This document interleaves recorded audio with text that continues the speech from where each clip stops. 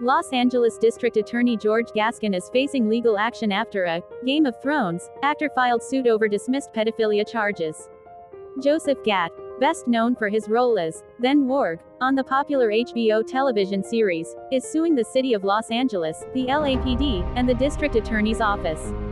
The 52-year-old is seeking $40 million in damages, and says the allegations made against him were not only career-ending, but ruined his reputation by branding him as a serial pedophile.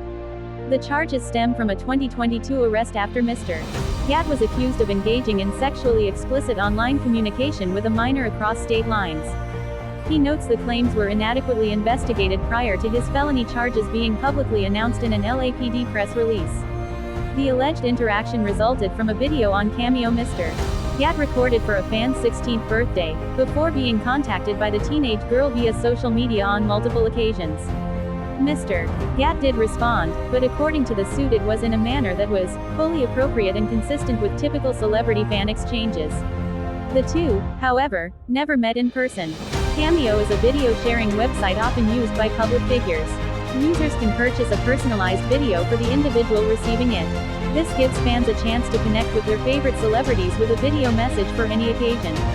A crucial bit of information: the lawsuit says Bax claims that the teenage girl was an admittedly obsessed fan of Gatt.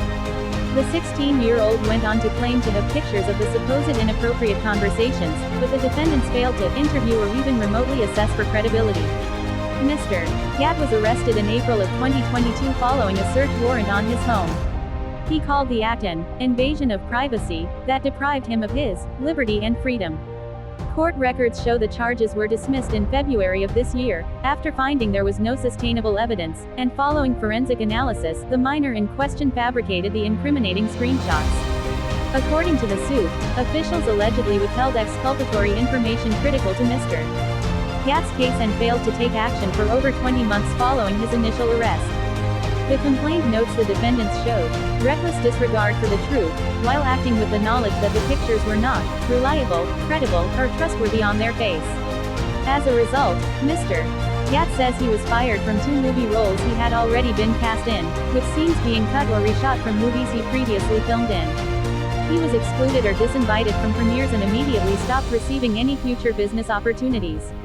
The actor's PR team and representatives dropped him as a client, and said death threats had become a recurrence. At the time of the incident, the actor took to social media vehemently denying the claims made against him, calling them 100% categorically wrong and reckless. He pointed out errors and misleading information in the case, but was ultimately cooperating with authorities to clear his name. In California, if a person is falsely accused of a crime, the accuser could be held liable via civil action for malicious prosecution. As a result, Mr.